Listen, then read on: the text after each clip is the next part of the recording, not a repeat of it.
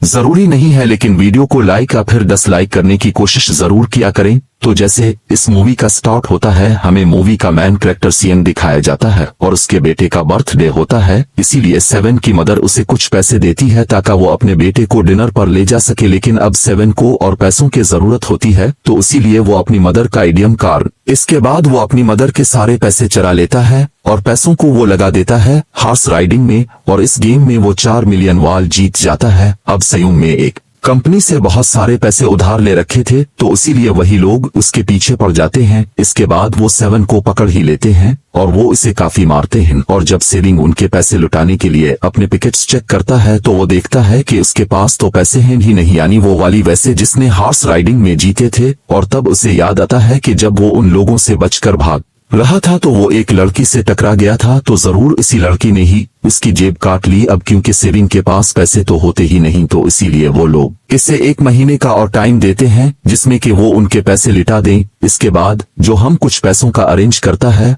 और अपने बेटे को डिनर पर ले जाता है। इसके बाद से हम जल्दी से स्टेशन पर पहुंचता है, लेकिन ये इसकी ट्रेन दो मेज हो गई थी। और जब सयूम वहां पर बैठकर ट्रेन की आने का वेट कर रहा था कि तबीयत अचानक से इसके पास एक आदमी आता है, और ये नॉन पर्सन था, यानी 7 इसके बारे में कुछ नहीं जानता था। फिर वो अननोन पर्सन सियूम को कहता है कि मैं तुम्हारे साथ एक गेम खेलना चाहता हूँ। इस यूम को कहता है कि अगर तुम इस गेम में जीत गए तो मैं तुम्हें 1 लाख वान दूंगा। तब इतनी सारे पैसों का सुनकर 7 के गेम खेलने के लिए एग्री हो जाता है। इसके बाद योम काफी मार खाने के बाद ये गेम जीत जाता है, यानी वो 1 लाख वान हासिल कर लेता है। इसके बाद वो अरुण पर्सन सी उनको एक कार्ड देता है, ये कहते हुए कि अगर तुम और मैसेज जीतना चाहते हो तो इस कार्ड पर जो नंबर लिखा हुआ है इस पर कांटेक्ट करना। इसके वासियों जब अपने घर जाता है तो उसकी मदर उसे कहती है कि तुम्हारी बेटी अगले साल अपने स्टेप फादर के साथ यूएस में शिफ्ट हो रही है। यहाँ पर हमें यह पता चलता है कि ये उनकी डिवोर्स हो गई है और उसकी दूसरी शादी भी कर ली है।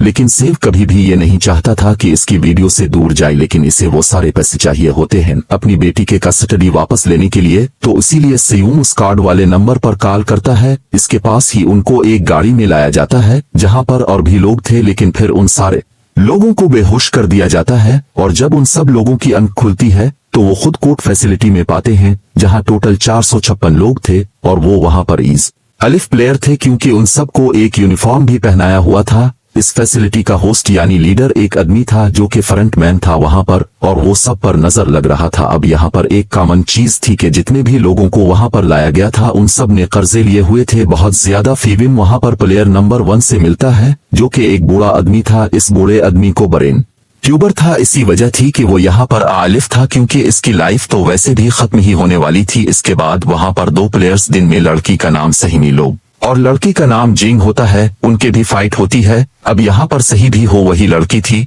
जो सयूम के पैसे लेकर भाग गई थी, यानी इसी ने इसकी जेब काटी थी। 7 तो उसे देखते ही पहचान लेता है, इसीलिए वो अपने पैसे मांगने के लिए इसके पास जाता है। तभी वहां पर कुछ गार्ड्स अलिफ जाते हैं जिन्होंने पिंक कलर का यूनिफॉर्म पहना था और उनके फीस अच्छी तरह से कोट थे। गार्ड्स उन सभी प्लेयर्स को बताते हैं कि तुम्हें यहाँ पर टोटल 6 गेम्स खेलनी होगी और जो इस गेम का विनर होगा इसे बहुत सारे पैसे मिलेंगे। इसके बाद उन सब से एक कॉन्ट्रैक्ट पर साइन करवाया जाता है और स्क्वाड रैकेट के 3 मैन रूल्स थे। पहला रूल ये कि कोई भी प्लेयर अपनी मर्जी से गेम को छोड़कर नहीं जा सकता। दूसरा रूल यही होता है जो भी प्लेयर खेलने से मना करेगा तो इस प्लेयर को एलिमिनेट कर दिया जाएगा। और उनके मुताबिक एलिमिनेट का मतलब किया था ये तो हम उगे ही जानेंगे। टीम का दिन जरूर ये था कि अगर मेजॉरिटी इस गेम को खेलना नहीं चाहती तो वो इस गेम को छोड़कर जा सकते हैं। इसके बाद उन सबको गेम के लिए ले जाया जाता है। अब यहाँ पर सयूम अपनी क्लासमेट सिंगो से भी मिलता है जो कि उसे बचपन से जानता था। सेविंग उसे वहां पर देखकर काफी हैरान होता है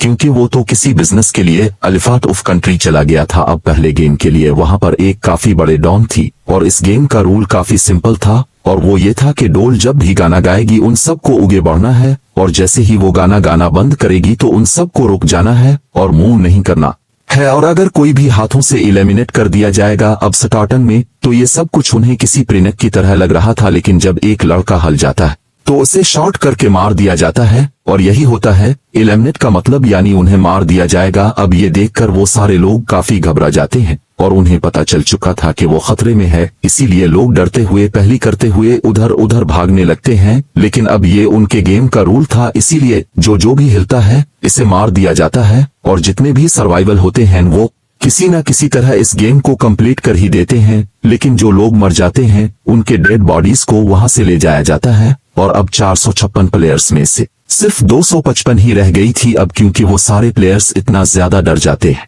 कि अब कोई भी गेम खेलना नहीं चाहता था। लेकिन जैसा कि रूल नंबर 3 था कि अगर मैं जो रूटीन चाहे तो वो ये गेम स्किप कर सकती है, तो इसीलिए उनका लीडर यानी फ्रंटमैन वोटिंग करवाता है। लेकिन इससे पहले उन्हें प्राइस में नहीं दिखाई जाती है, यानी जो विनर को मिलेगी। लेकिन उन केस अगर कोई गेम को छोड़कर चला जाएगा तो ये सारे पैसे मेरे हुए प्लेयर्स की फैमिलीज को मिल जाएगी। और ये इसके बाद वोटिंग करवाई जाती है, जिसमें मेजोरिटी इस गेम को खेलना नहीं चाहती थी, तो इसीलिए गेम को यहीं पर स्टॉप कर दिया जाता है। लेकिन अगर कभी फ्यूचर में वो लोग चाहें तो इस गेम को रिजवाइन कर सकते हैं। इसके बाद सभी लोगों को उनके घरों में छोड़ दिया जाता है। नेक्स्ट इस यूम पुलिस स्टेशन जाता है और वहां पर वो पुलिस को सारी बात बता देता है। लेकिन इन लोगों को 7 की बातों पर यकीन नहीं होता और उल्टा वो लोग इसे पागल समझने लग जाते हैं। इसके बाजू अंखों ने वही वाला कार्ड दिखाता है, लेकिन हैरान कर देने वाली बात तो ये है कि इस पर जो नंबर था वो रॉन्ग था। उसके बासियों मुझे अब घर जाता है तो उसकी मदर वहां पर नहीं होती। उधर सेविंग का क्लासमेट सिंगो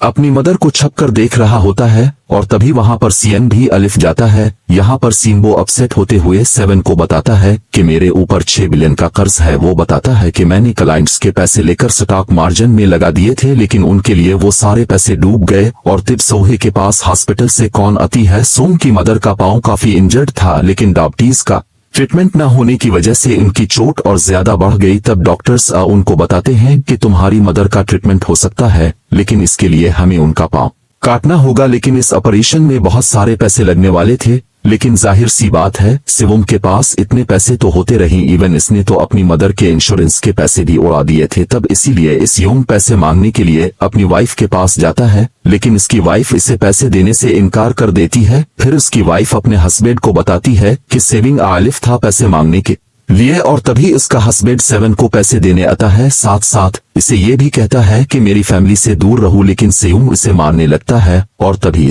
की बेटी भी वहां पर अलिफ जाती है। इसके बाद 7 का एक फ्रेंड अपने बॉस के पास पैसे मांगने जाता है, लेकिन इसका बॉस उसे पैसे देने से मना कर देता है। तो इसीलिए इन दोनों के बीच फाइट होने लगती है। इस फाइट के दौरान इसका हाथ मशीन में अलिफ जाता है। मौका का फायदा उठाकर 7 का फ्रेंड पैसे लेकर वहां से भाग जाता है। फिर उसके पास जो उनका फ्रेंड अपने घर अलिफ कर अपनी वाइफ को कहता है कि पहले फ्लाइट लो और जाओ यहाँ से। इसके बाद सीबीओ एक एजेंट से मिलती है, क्योंकि इसने अपनी मदर को नॉर्थ एरिया से साउथ एरिया में लाना था। सर भी ओक वही लड़की जिसने सयूम की जेब काटी थी, लेकिन यहाँ अपनी मदर को लाने के लिए सही भी हो को वो सारे पैसों की जरूरत थी। अब सही भी हो का एक छोटा भाई भी होता है, जिससे इसने प्रॉमिस किया होता है कि मैं मदिल को जरूर ले आएगी। इसके बाद हम एक ऑफिसर दिखाया जाता है और इस ऑफिसर का भाई कुछ टाइम से मिसिंग था, इसीलिए वो ऑफिसर अपने भाई के घर जाता है, जहां इसे पता चलता है कि इसका भाई 2 बजे कुछ दिनों से अपने घर पर भी नहीं आया अलिफ। और जब वो ऑफिसर घर को चेक कर रहा होता है तो उसे कार्ड मिलता है वहां पर, और इस ऑफिसर ने सेम ऐसा ही कार्ड पुलिस स्टेशन में सीएम के पास भी देखा था। तो इसीलिए वो ऑफिसर के पास जाकर उसे इस बारे में पूछता है, लेकिन सेविंग इसे कुछ नहीं बताता। इसकी बाजू जब अपने घर जाता है तो उसे वो कार्ड दोबारा मिल जाता है। वहां पर अब सैम डिसाइड करता है कि वो दोबारा से इस गेम को ज्वाइन करेगा, इसीलिए सभी प्लेयर्स को एक शिप के पास ले जाया जाता है। इधर ही वो ऑफिसर भी गाड़ियों का पीछा करते हुए और शिफ्ट तक अलिफ जाता है। वो एक गार्ड को मारकर उसे पानी में फेंक देता है। इसके बाद सभी प्लेयर्स को एक आइलैंड पर मौजूद फैसिलिटी में लाया जाता है। अब यहाँ पर उन्हें जरा भी अंदाजा नहीं था कि अगला गेम कौन सा होगा और इसे कैसे खेला जाएगा। इसके बाद वो लोग अपनी अलग अलग टीम्स बना लेते हैं। रात को सरव्यू और उसके फीमेल फ्रेंड वॉशरूम जाते हैं। यहाँ पर सही व्यू गार्ड्स की नजरों से बचते हुए इस फैसिलिटी को एक्सप्लोर करने लगती है। तभी वो देखती है कि कार्स बड़े बड़े बर्तनों में कुछ बना रहे हैं, लेकिन क्योंकि गार्ड्स को शक हो जाता है तो ये गार्ड वॉशनेस को चेक करने के लिए आता है, लेकिन तब तक सही बीविग वापस अलिफ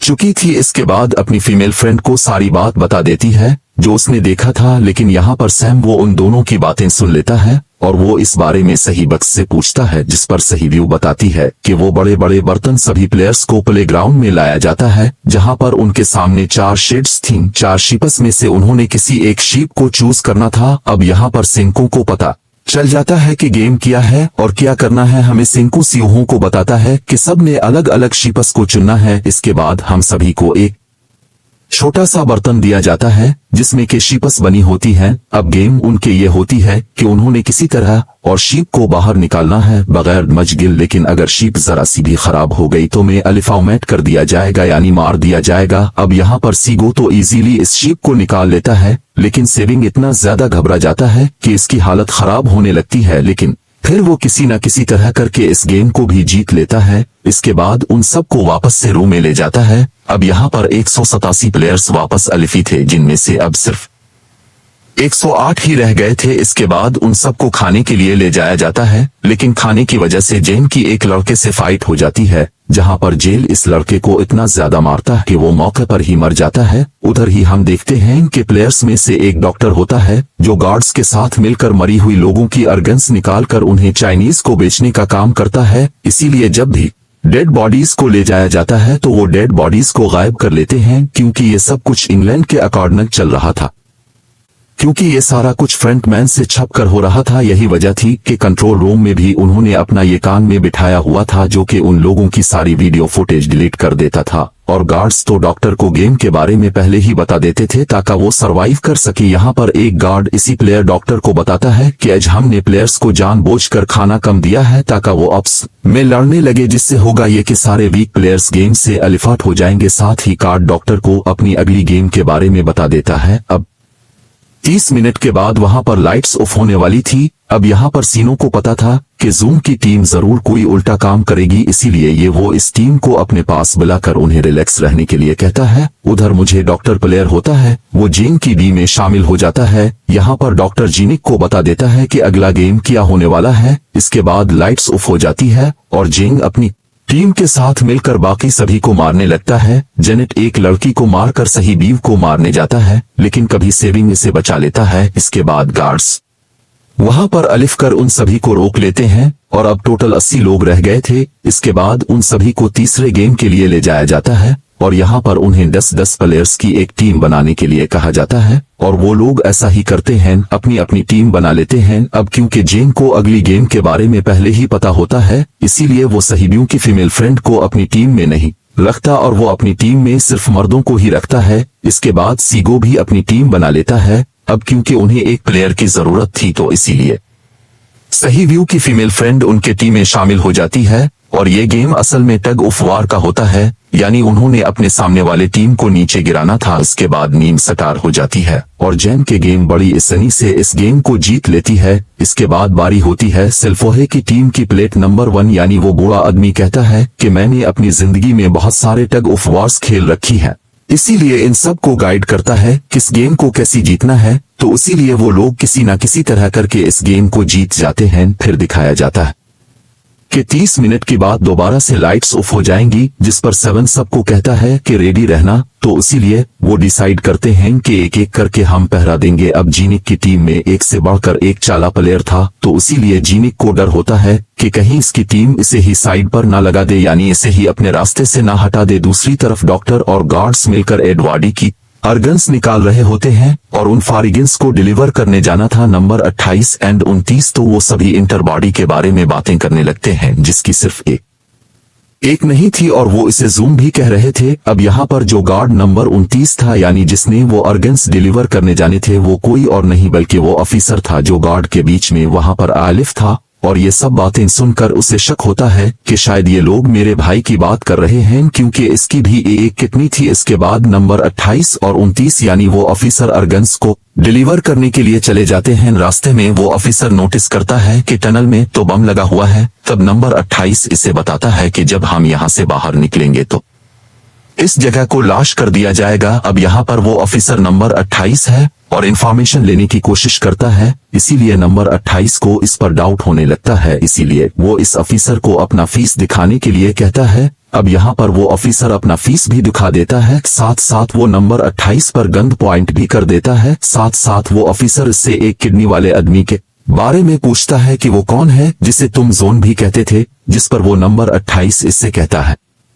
कि वो तो एक लड़की थी। अब यहाँ पर नंबर 28 इस ऑफिसर को कहता है कि तुम लीडर के रूम में जाकर सारी इंफॉर्मेशन देख सकते हो, वहाँ पर सबका डेटा है। ये जानने के बाद वो ऑफिसर नंबर 28 को मार डालता है। उधर वो डॉक्टर गार्ड से अगले गेम के बारे में पूछता है, लेकिन इस बार गार्ड्स को भी अगली गेम के बारे में बता दे और उनकी फाइट होने लगती है। इसी फाइट में डॉक्टर इस गार्ड को मार कर वहां से भाग जाता है। इसके बाद एक गार्ड भी इसका पीछा करता है और वो दोनों प्लेग्राउंड में अलिफ जाते हैं। यहाँ पर गार्ड डॉक्टर को अपनी बातों में फंसा कर इसे मारने वाला होता है, लेकिन तभी लीडर उन्हें फ्रंटमैन अलिफ कर उसे मार डालता है और बाद में वो डॉक्टर को भी मार डालते हैं। साथ साथ उन्हीं वहीं पर नंबर 28 के डेड बॉडी भी मिल जाती है, जिससे इन्हें ये पता चल जाता है कि फैसिलिटी में कोई घुस गया है। उधर वो ऑफिसर लीडर यानी फ्रंटमैन के रूम तक पहुंच जाता है, तो वो चेक करती करती एक ऐसे रूम में जाता है जहाँ पर सबकी रिकॉर्ड्स थे। और जब वो ऑफिसर रिकॉर्ड चेक कर रहा होता है तो उसे सभी मनरस की एक लिस्ट मिलती है,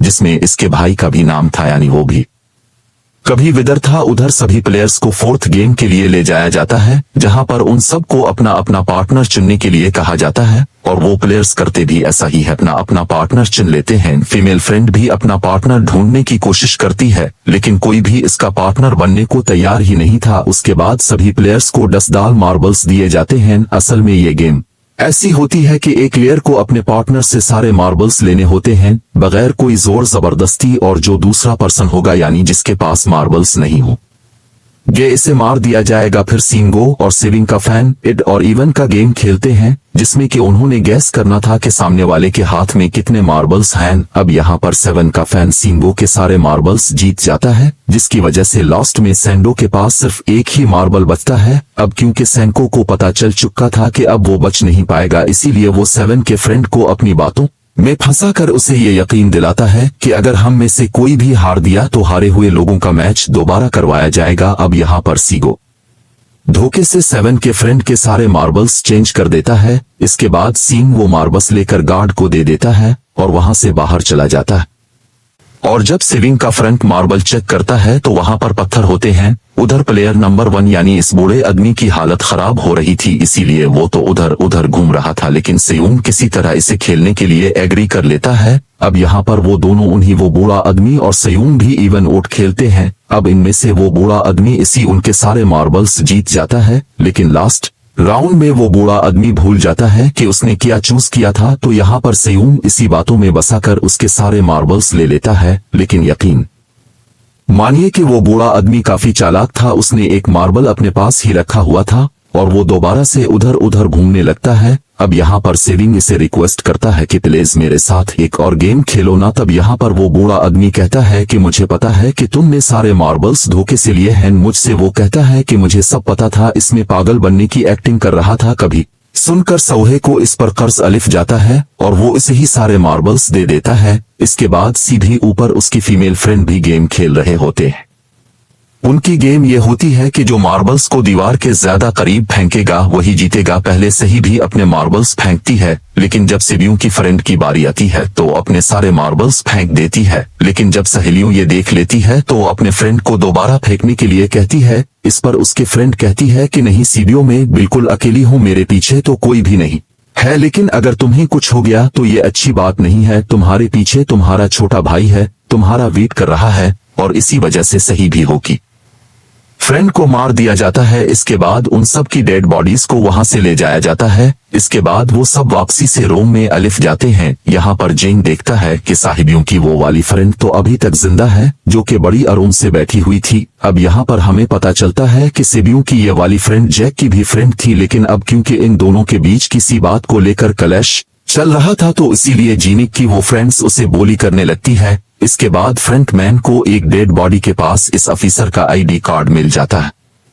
तभी फ्रंट में उनको पता चलता है कि उसके सारे वीआईपीज अलिफ चुके हैं, तो इसीलिए फ्रेंड में उन्हें लेने के लिए चला जाता है। फिर सारे वीआईपीज को उनके रूम में लाया जाता है। इसके बाद फ्रंटमैन वीआईपीज के अनी के बारे में एक और आदमी को जाकर बताता है और यही आदमी मैन होता है। और ये कौन होता है हम ये उगे जाने के लिए नेक्स्ट टाइम सबको 5वीं गेम के लिए लाया जाता है, जहां पर 1 से लेकर 16 तक नंबर पड़े होते हैं और वो सभी प्लेयर्स अपना अपना नंबर ले लेते हैं। नंबर का मतलब ये था कि जो नंबर भी इतने पर अलिफी गाइस के मुताबिक उसकी बारी अलिफीगी। अब यहाँ पर लास्ट में पहला और आखिर नंबर रह जाता है, यानी 1 और 16। तो यहाँ पर 7 कंफ्यूज हो जाता है कि इसे कौन सा नंबर चूज करना चाहिए। अगर इसने पहला नंबर लिया तो वो फंसेगा और मरेगा, क्योंकि उसे नहीं पता कि गेम क्या है। और अगर लास्ट नंबर लेगा तो क्या पता उसके बाद ही ना आई टाइम कम रह जाए, और तभी वहां पर एक आदमी अलिफ जाता है और वो 7 को कहता है कि मुझे पहला नंबर चाहिए, क्योंकि मैं अपनी जिंदगी में एक कभी भी फर्स्ट नंबर पर नहीं आया अलिफ। इसके बाद उन्हें गेमिंग रूम में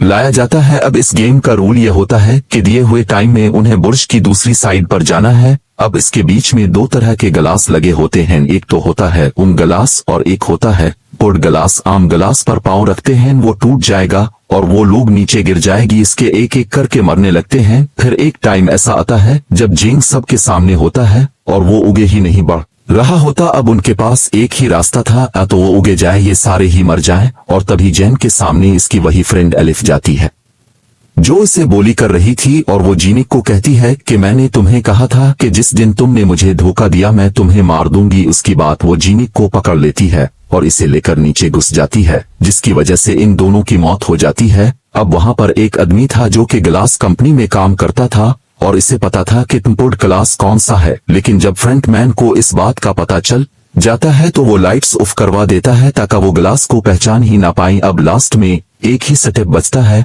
और उनके पास तो टाइम ही नहीं था, इसीलिए ज़ेनबो इस आदमी को धक्का दे देता है। तो यहाँ पर सींगो सेविंग और सीम्यू बुर्ज को पार कर लेते हैं, लेकिन ग्लास टूटने की वजह से उन्हें काफी चोट लग जाती है, खास तौर पर सहीबी को।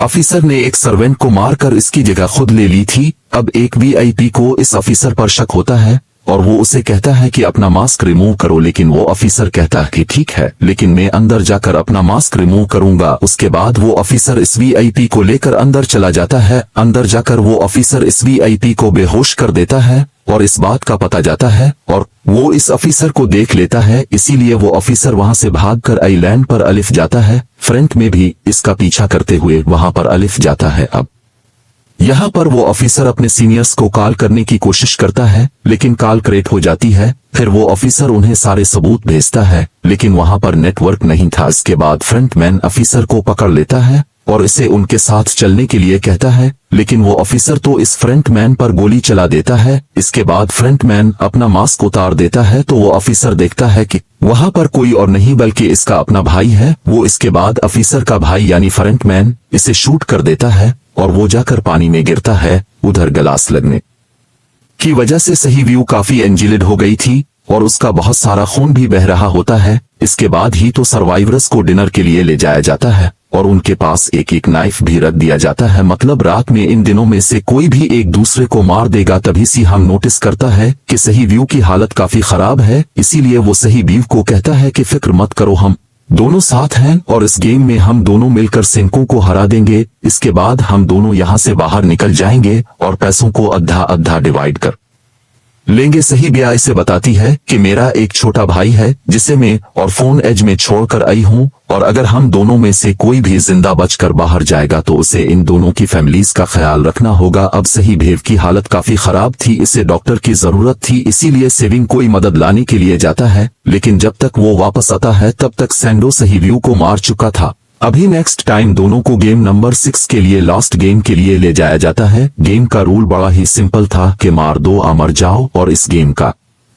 नाम होता है स्क्वायर गेम। इसके बाद गेम स्टार्ट हो जाती है और उन दोनों के बीच काफी फाइट होती है, लेकिन लास्ट में सींगो की हालत खराब होने लगती है। तभी 7 कहता है कि मैं इस गेम को रोकना चाहता हूं, और तभी इस योंग सींगो को उसके साथ चलने के लिए कहता है, लेकिन सींगो तो अपने आप को ही मार डालता है, जिसकी वजह से सेविंग गेम जीत जाता है। फ्रंट में जियोंग को कहता है कि तुम बहुत अच्छा खेले, लेकिन मुझे इसकी उम्मीद नहीं थी। इसके बाद 7 को उसके घर पर छोड़ दिया जाता है और उसके पास एक एटीएम कार्ड भी था, और जब जियोंग इस एटीएम कार्ड को जाकर चेक करता है तो वो देखता है कि सारे पैसे इसके अकाउंट में भेज दिए जाते हैं। इसके बाद सेविंग अपने घर जाता है, लेकिन तब तक इसकी मदद की डेथ हो जाती है। इसके बाद हमें 1 साल बाद का सीन दिखाया जाता है, जहां पर हम देखते हैं कि सिविक की हालत काफी खराब हो गई है, यानी वो अब काफी नशा करने लग गया है और उसने अब तक उनमें से वो हार तक नहीं लगाया। एक दिन एक फूल बजने वाली औरत से उनके पास आती है और वो उसे सेम वैसा ही कार्ड देती है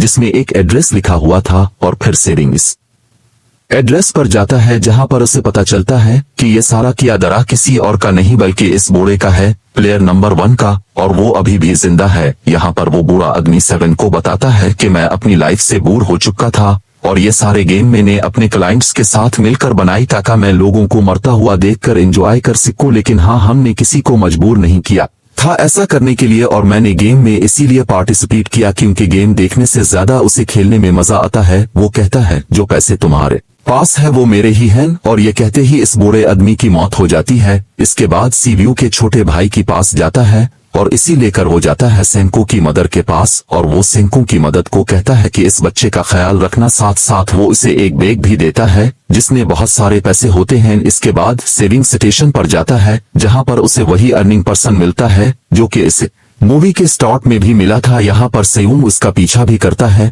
लेकिन तब तक वो भाग चुका था। फिर सेविंग इस कार्ड वाले नंबर पर कॉल करता है और वो पूछता है कि तुम लोग कौन हो और लोगों के साथ ऐसा क्यों कर रही हो, क्यों खेल रही हो लोगों की जिंदगी से। लेकिन उगे से इसे रिस्पांस आता है कि सॉन्ग, अगर तुमने जिंदा बचना तो प्लेन में चढ़ जाओ, और इसी के साथ ही मूवी यहीं पर एंड जाती है।